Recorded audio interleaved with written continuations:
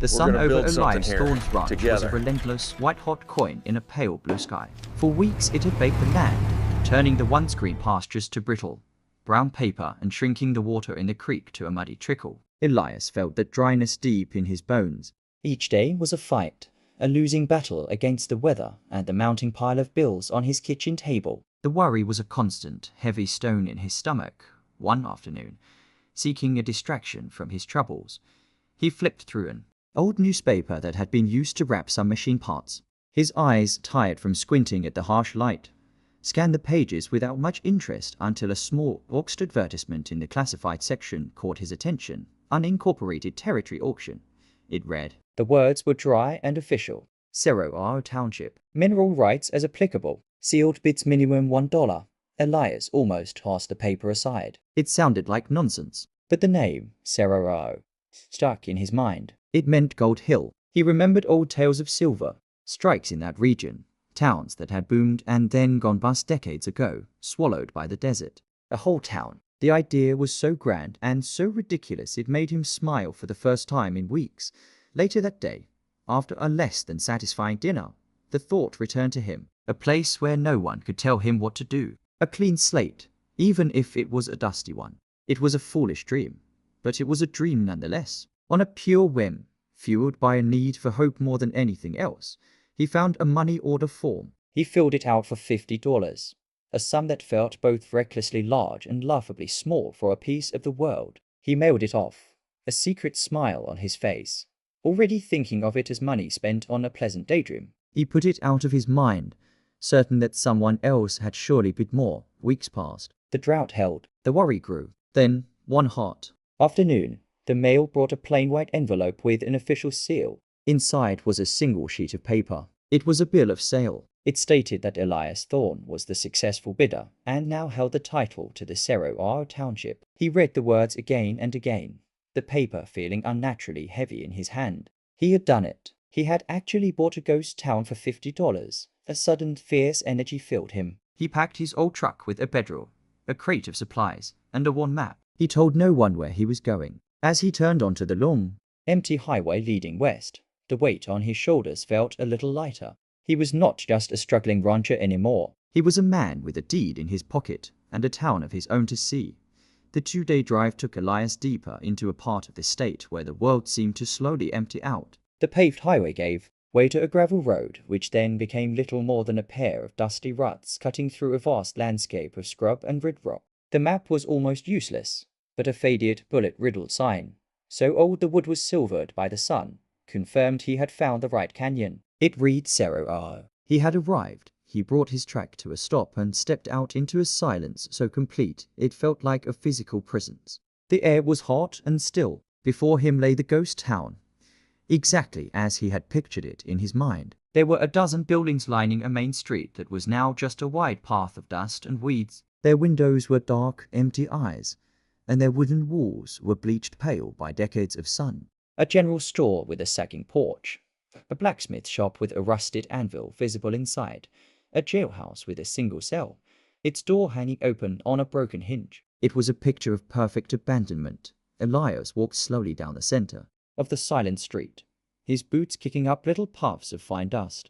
He felt a strange mix of disappointment and wonder. It was all his, but it was just a shell, a collection of forgotten memories. He headed toward the largest building, the one that must have been the saloon or a hotel in the town's busy past. Its 2 stories towered over the other structures, though the top floor looked precarious. It was as he approached this building that he noticed the first thing that was wrong. The windows were not boarded up. The glass was dirty, but it was intact. And then he saw the second thing, the thing that made his heart beat a little faster. A thin, grey curl of smoke was rising from the stone chimney. Someone was here before he could decide what to do. The front door of the saloon creaked open. A woman stood in the doorway. She was not old, but her face was lined from a life lived outdoors. Her hair was tied back in a simple braid, and she wore a faded dress that had been mended with care. She held a wooden spoon loosely in one hand, as if she had been stirring a pot. Her eyes, a clear and steady blue, looked him over without any sign of fear, only a calm and weary curiosity. A small boy, no more than 5 or 6, peeked out from behind her skirt. his eyes wide with a mixture of fear and fascination at the sight of a stranger. A moment later, an older girl appeared just behind her mother. She looked to be about 12, and her expression was not curious but openly suspicious. Her arms crossed tightly over her chest.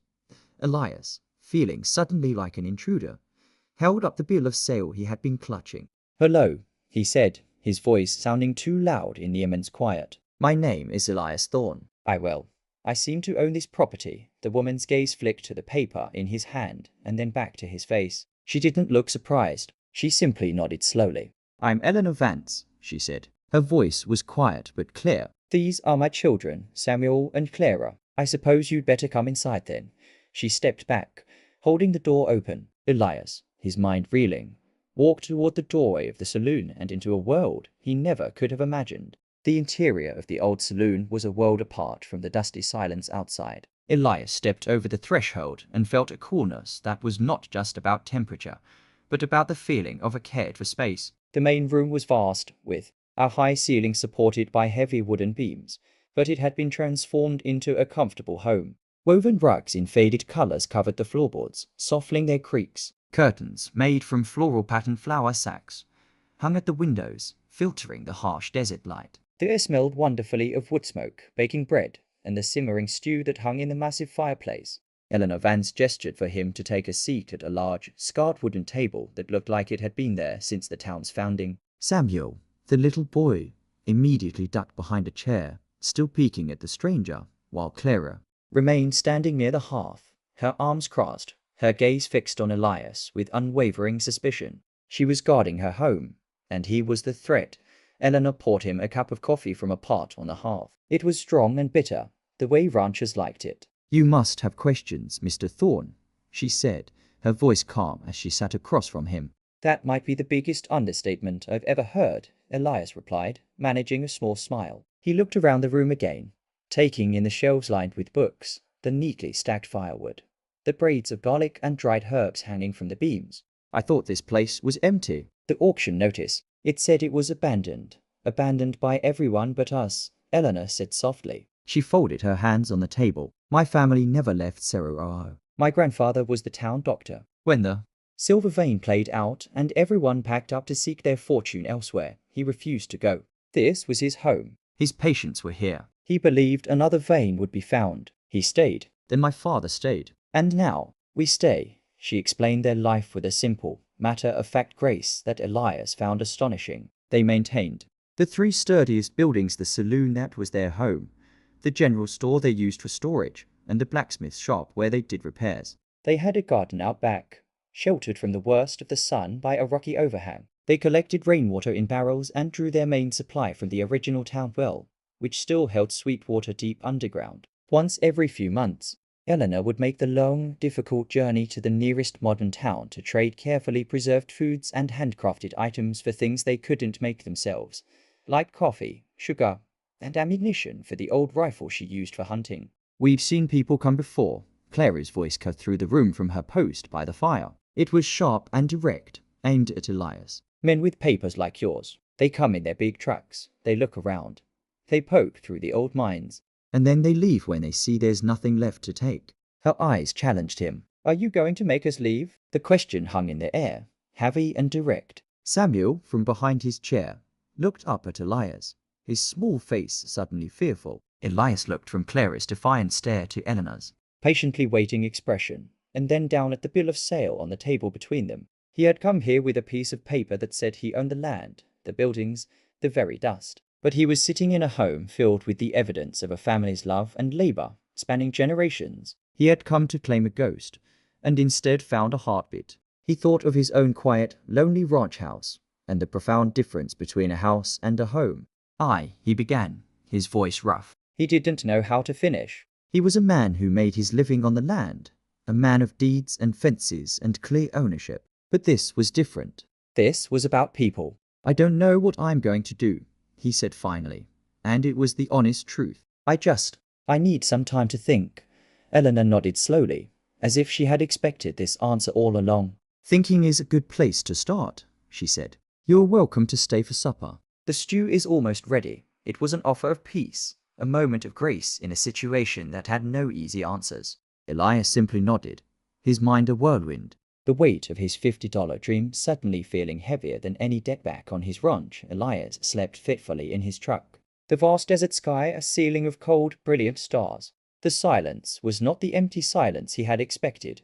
It was a living silence, filled with the whisper of the wind through the canyon and the distant cry of a hunting owl. And underneath it all, the profound awareness of the family breathing, dreaming, and existing just behind the walls of the old saloon. His mind churned. He had the law on his side, a piece of paper that gave him every right to ask them to leave. But the right thing to do felt murky and unclear, tangled up in the sight of Samuel's fearful eyes and the stubborn set of Clara's jaw, with the first light of dawn painting the canyon walls in shades of rose and gold. Elias emerged from his truck. He didn't know what to say, so he decided to say nothing at all. Instead, he found a section of the rickety fence that surrounded the Vance's small vegetable garden. It was leaning badly, held together with fraying bits of wire and hope. He went to his truck, fetched his toolbox and a coil of new wire he had brought for his own repairs, and got to work. He heard the door of the saloon open and close, but he didn't look up. He focused on pulling out the old rusted staples and setting new posts straight. After a few minutes, Clara appeared at the edge of the garden, watching him with her arms crossed, her expression unreadable. She didn't offer to help, but she didn't tell him to stop either. She just watched, a silent, skeptical foreman not be wide the time Eleanor called out that breakfast was ready. The fenced section was standing tall and strong, a neat line of new wire gleaming in the morning sun. The simple, physical work had cleared Elias's head.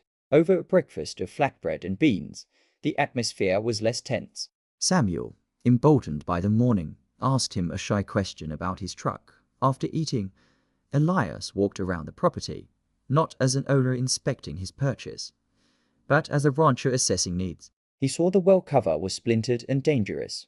He found some planks in the old blacksmith shop and reinforced it. He spotted a leak in the rainwater collection system from the saloon's roof and patched it with a piece of tin. He worked steadily through the day, his hands doing what they knew best, fixing and mending. Clara's watchful silence eventually turned into pointed directions. "That barrel goes under that corner gutter," she said, her tone still sharp, but now informational. "It catches the most when it rains. Later." She brought him a dipper of cool water from the well without him asking. Samuel became his shadow, handing him tools with small, serious hands. His earlier fear replaced by a growing fascination. "Are you really a rancher?" the boy asked. "Do you have cows? Have you ever seen a mountain lion?" Elias answered each question patiently, and in return, he asked his own. He learned that Samuel could identify 10 different bird calls. He learned that Clara had read every book on their shelf 3 times over, and that she could name all the presidents in order. He learned that Eleanor could make a salve from a desert plant that healed cuts faster than anything from a store. He was not just fixing a fence or a roof. He was being let into the rhythm of their lives. He saw the incredible amount of work it took just to survive here, the constant, quiet effort from sunup to sundown. He saw their resilience, but he also saw their isolation. Clara's sharp intelligence had no classroom to challenge it. Samuel's boundless curiosity had no other children to share it with. They were a family, strong and loving, but they were alone in the world. That evening, as he sat on the saloon's porch steps looking out at the darkening desert, his choice became clear. The paper in his pocket felt irrelevant. He couldn't be the man who tore this family apart for a dream of empty solitude. His $50 dream had transformed into something else entirely, something far more valuable and complicated. He knew what he had to do, and the thought of it filled him not with loss, but with a strange, new sense of purpose. The evening air on the porch was cool, carrying the scent of dust and the sweet smell of a desert flower that bloomed only at night. Elias sat on the top step, the worn wood smooth under his hands. Inside, he could hear the soft clatter of Eleanor and Clara cleaning up after supper, and the murmur of Samuel's voice as he practiced his reading. It was a sound so ordinary, yet it felt like a miracle in the vast emptiness of Cerro Oro. He had been an island on his own ranch, and the simple sounds of a family felt like a language he had almost forgotten. Eleanor stepped out onto the porch, holding 2 tin cups of tea. She handed one to Elias and sat beside him on the step, following his gaze out to the starry expanse of the canyon. For a long time, they sat in a comfortable silence, listening to the night. "You must wonder about us," Eleanor said finally, her voice soft. Why we would choose to stay in such a hard place, the thought had crossed my mind, Elias admitted, taking a sip of the bitter herbal tea. My place, my ranch. It's a struggle right now. The drought is bad, but it's got good land. A solid house. It's not. This, he gestured to the crumbling buildings around them. This is all they've ever known, Eleanor said, nodding back toward the saloon. It's all I've ever known. This isn't a choice for us, Mr. Thorne. It's our life, Elias set his cup down. He felt he owed her his truth, since he had been given so much of hers. I didn't just buy this place on a whim, he began, the words coming slowly. I was drowning. The bank was talking about the loan. The land was cracking. Every morning, I woke up and just felt the weight of it all. I saw that ad and it felt like a door. A stupid, crazy door to a place with no past and no problems. I thought if I could just get to empty space, I could breathe again. He gave a short, humorless laugh. I didn't expect to find a family who needed that space more than I did. Eleanor listened, her expression kind and understanding. Everyone is running from something, or toward something, she said. It seems our paths just happened to cross right here. She stood up. Wait here. She disappeared inside and returned a moment later carrying a large, leather-bound book, its cover scuffed and softened with age. She placed it carefully on his lap. If you want to understand why we stay, she said, this is the reason. It's not the land. It's the story. Elias opened the book. The pages were filled with beautiful, looping handwriting and photographs faded to shades of brown and cream. The first picture was of a large crowd of people standing in the dusty main street of Cerro Oro, but the street was bustling with life. Men in hats, women in long dresses, children dodging between horses and wagons. He turned the page. There was a photograph of a man with a kind face and a determined look, standing in front of this very saloon. A handwritten caption below read, Dr. Abraham Vance, Grandpa, in front of his clinic and home. 1952. We will endure. He turned the saloon into his clinic, Eleanor said, her finger gently touching the photograph. He delivered babies in that front room. He set broken bones. When the fever went through the camp, he stayed up for 3 days and nights tending to everyone. He said a doctor doesn't leave his patients. So when everyone else left, he stayed. Elias turned the pages, journeying through time. He saw pictures of Eleanor's father as a boy, then as a young man getting married to her mother on the porch. He saw drawings Clara had made as a little girl, carefully preserved alongside Samuel's first attempts at writing his name. It was all here, their entire history, their joys and their sorrows, pressed into the pages of this book. This was no ghost town. It was a library of a family's heart. He closed the book, holding it gently in his hands. It was heavier than any deed, any bill of sale. He looked at Eleanor, his throat tight. This is your treasure, he said, his voice rough with emotion. It is, she agreed softly. It's the only thing we have that truly matters, Elias knew then, with absolute certainty, that he could no more separate this family from their history than he could stop the sun from rising. His dream of empty space vanished, replaced by something far more solid. He had found the reason he was here. It wasn't to claim a town. It was to protect the story within it. The paper in his pocket was meaningless. The future was sitting right beside him on a porch step under the stars. The next morning, Elias woke with a clarity he hadn't felt in years. The weight of indecision was gone, replaced by a steady, certain purpose. He watched the sunrise paint the canyon in brilliant orange and gold, and he knew exactly what he had to do. After a breakfast where he was unusually quiet, he asked Eleanor if they could all sit together at the table. Samuel looked curious, Clara suspicious, and Eleanor simply nodded, her calm blue eyes waiting. Elias reached into his pocket and pulled out the bill of sale. He didn't hold it up as a claim. Instead, he placed it flat on the worn wooden table between them, a simple piece of paper that had caused so much complication. He looked at each of them in turn, at Samuel's innocent curiosity, at Clara's guarded hope, at Eleanor's patient strength. This paper says I own some dust and some old wood, Elias began, his voice low and earnest. But it doesn't say I own your courage. It doesn't say I own your history. It doesn't give me the right to tell you to leave your home. He let the words hang in the air for a moment. Clara's tense shoulders relaxed just a fraction. I came here running from my own problems, he continued. I told you my ranch is failing. The land is dry. The work is hard. But the house is strong. It has a good roof and solid walls. It has a kitchen with a stove that works. And most importantly, he said, looking directly at Clara, The town nearby has a real school. A big one, with a library and a playground and other kids. He saw Clara's eyes widen almost imperceptibly. Samuel whispered, "Other kids." Elias leaned forward, his hands flat on the table. "I am not a rich man. I can't promise you an easy life. In fact, I can promise you it will be hard work. The drought is real, but I am a good rancher, and I see a family that knows more about hard work and resilience than anyone I've ever met." He took a deep breath, offering his dream, reshaped and made new. "I am asking you to come back to my ranch with me, not as my guests, not as tenants, as partners.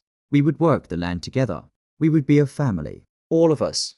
The silence in the room was profound. Samuel looked at his mother, his small face a question mark. Clara's defiant mask had completely fallen away, replaced by a look of stunned, vulnerable hope. She looked from Elias to her mother, her breath held.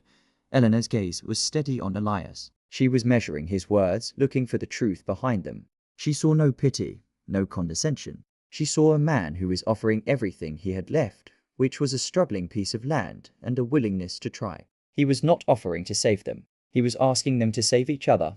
"It is a very long way from here," Eleanor said softly, not as a refusal, but as a fact to be considered. "I know," Elias replied, "but we would be together. You would never have to hide or worry about men with papers again. Your story would be safe." Clara was the first to speak, her voice barely a whisper. "You promise? You promise we can all stay together?"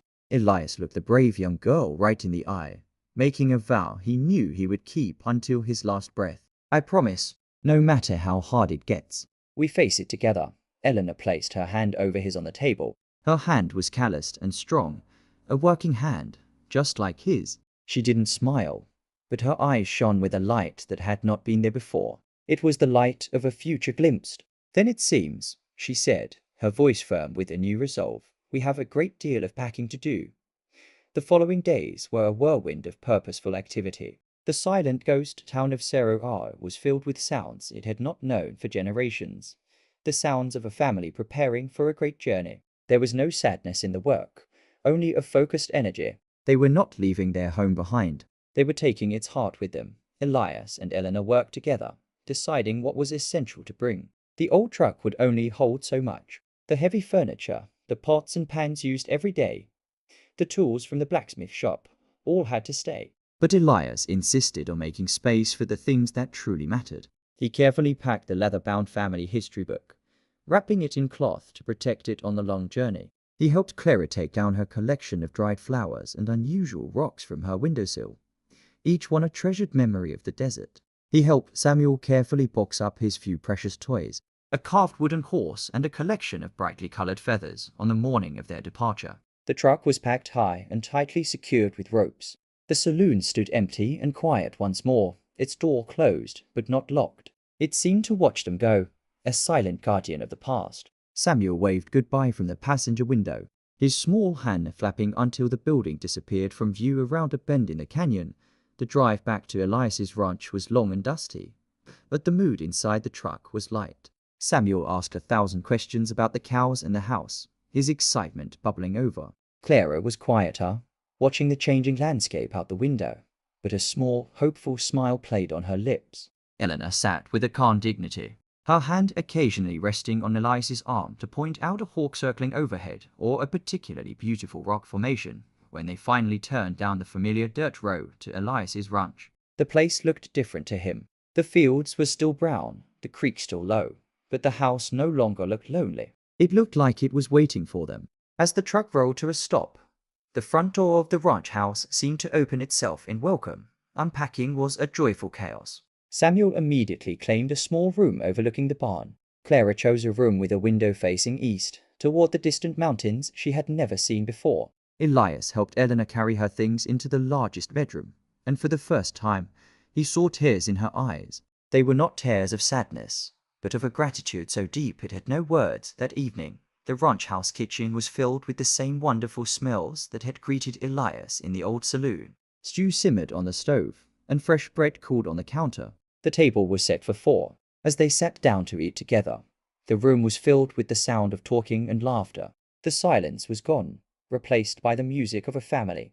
Elias looked around the table at the faces illuminated by the warm glow of the lamp. He saw Samuel giggling at a story, Clara explaining something she had read in one of her books with passionate intensity, and Eleanor smiling a true, peaceful smile. He had bought a ghost town for $50, a foolish purchase born from despair. But that foolish purchase had led him to the greatest treasure he could ever have found. He had not found empty land. He had found a family, and in doing so, he had finally found his way home. The end.